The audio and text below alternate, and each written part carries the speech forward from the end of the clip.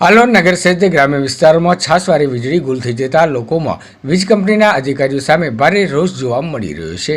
હાલોર નગર સહિત તાલુકામાં છેલ્લા ઘણા દિવસોથી લાઇટો જતી રહે છે। એક બાજુ કાળઝાળ ગરમીથી બચવા લોકો પંખા કુલર એસીનો સહારો લેતા હોય છે, તેવા સમયે જ વીજ પુરવઠો ખોરવાઈ જાય છે, જેને લઈ લોકો ત્રાહિમામ પોકારી ઉઠ્યા છે। થોડા સમય પહેલા જ વીજ વાયરનું સમારકામ કરવાનું હોવાથી અઠવાડિયામાં ફક્ત એક દિવસ વીજ પુરવઠો બંધ રહેતો હતો અને લોકોને ખબર હોય છે કે આજે લાઇટ જશે, જેથી લોકો પહેલેથી જ ચેતી જતા હતા। જ્યારે અત્યારે છાસવારે એકાએક વીજ પુરવઠો ખોરવાઈ જાય છે। થોડો પવન ફૂંકાય કે વરસાદના 4 છાંટા પડે તો લાઇટ જતી રહે છે। લાઇટ જતા રહ્યા પછી કલાકો સુધી લાઇટ આવતી નથી, જેને લઈ લોકો હેરાન પરેશાન થઈ ગયા છે। લોકો લાઇટ ક્યારે આવશે અથવા તો ફરિયાદ કરવા ફોન કરે ત્યારે ફોન પણ લાગતા નથી।